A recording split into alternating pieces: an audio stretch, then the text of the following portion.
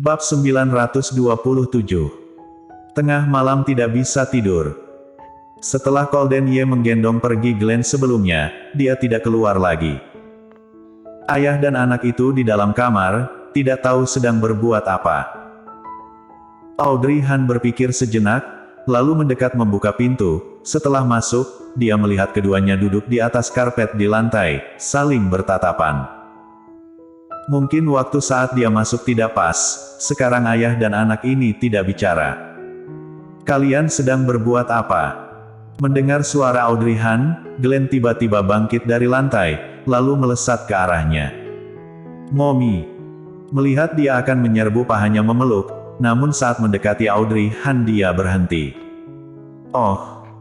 Setelah Glenn berhenti dia menatap Audrey Han yang berdiri di depannya. Teringat ucapan yang dikatakan dengan Daddy barusan. Nanti, kamu tidak boleh sembarangan mendekati momimu. Mendengarnya, Glenn langsung bertanya dengan tidak terima, kenapa? Daddy yang jahat ini, tidak hanya tidak baik pada Momi, tak disangka masih tidak mengizinkannya mendekati Momi. Colden Ye berkata dingin, apa kamu tidak mendengar ucapan barusan? Momimu memiliki bayi kecil, nanti kamu tidak bisa seperti dulu, ingin dia memeluk, atau melompat padanya, apa mengerti? Glenn sangat marah, namun tidak bisa tidak mengakui ucapan dedinya benar, dia juga mendengar ucapan Ani Song barusan. Sekarang kesehatan Momi memang tidak baik, jadi dia tidak bisa seperti dulu, meminta Momi sering menggendongnya. Sangat marah. Glenn berpikir sejenak, langsung berkata pada Colden Ye. Aku bisa tidak sembarangan mendekati Momi, kalau begitu Daddy juga tidak bisa. Aku adalah anak kecil, namun Daddy adalah pria dewasa, kamu juga tidak boleh sembarangan mendekati Momi. Mendengarnya, Colden Ye langsung mengernyit. Aku punya batasan. Tidak boleh.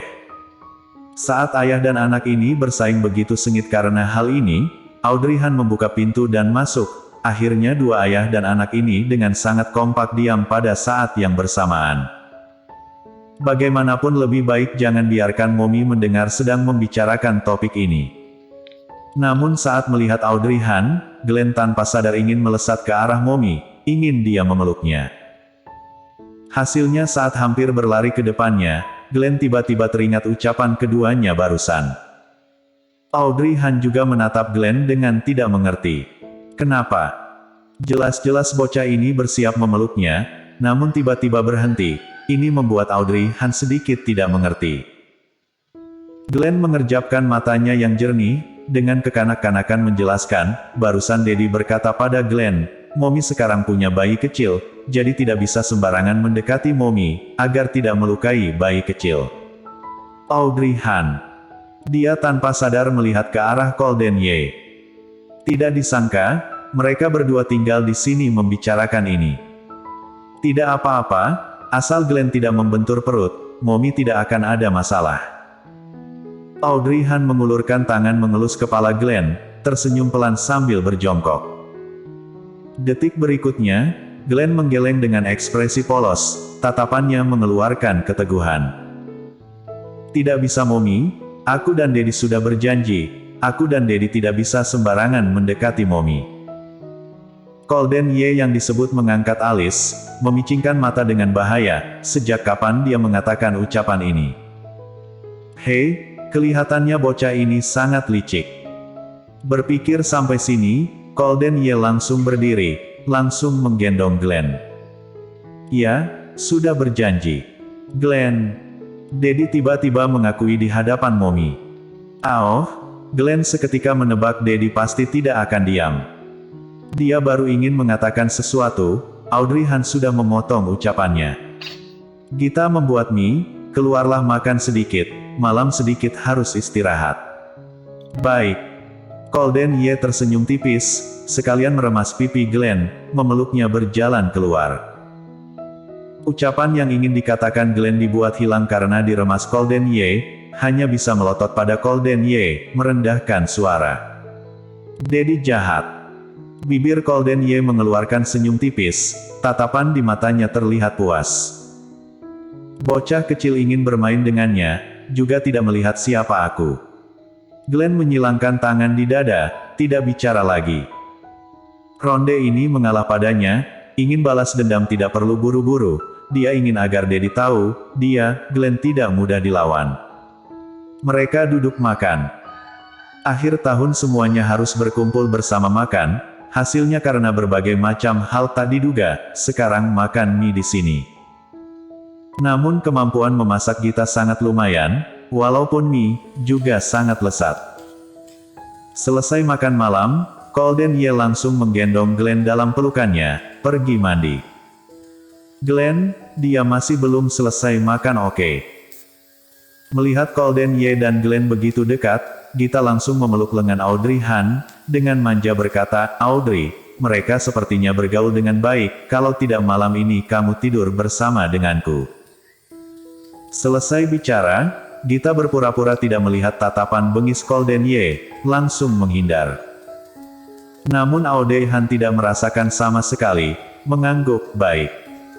Arthur Xiao di samping berpura-pura tidak merasakan hujan petir ini, diam-diam memakan bagiannya. Malam sudah larut. Audrey Han berbaring di atas kasur, di sekitar hening, hanya Gita di sampingnya yang mengeluarkan suara napas yang teratur. Dia menoleh melihat keluar jendela, di sekitar sangat tenang. Saat ini, dia seharusnya sudah tidur, namun hatinya berdebar kencang di dadanya. Hal yang terjadi hari ini dengan cepat terlintas di kepalanya, seperti kilasan cepat.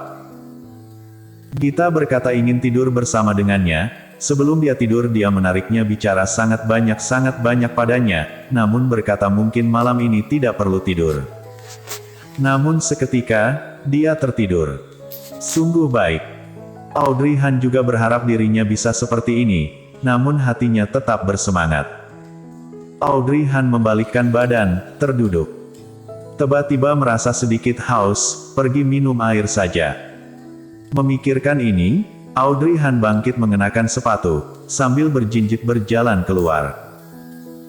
Setelah keluar kamar, Audrey Han perlahan menutup pintu kamar, dia tidak menyalakan lampu ruang tamu, sambil meraba di kegelapan berjalan ke arah dapur. Setelah masuk dapur, Audrey Han menuangkan segelas air hangat memanfaatkan cahaya dari luar jendela, meminum beberapa teguk. Saat dia sudah minum, pada saat yang bersamaan juga menjalar perasaan kenyang, Audrey Han baru meletakkan gelas ke tempat semula, membalikkan badan bersiap pergi. Saat ini, di matanya tiba-tiba muncul bayangan hitam yang tinggi besar. Belum sempat dia bereaksi, bayangan hitam itu langsung melingkupinya, menariknya masuk dalam pelukan. Aura yang familiar melingkupi ke arahnya, Audrey Han tertegun sejenak, tahu siapa yang memeluknya. Golden Ye. Tak disangka. Dia juga tidak tidur.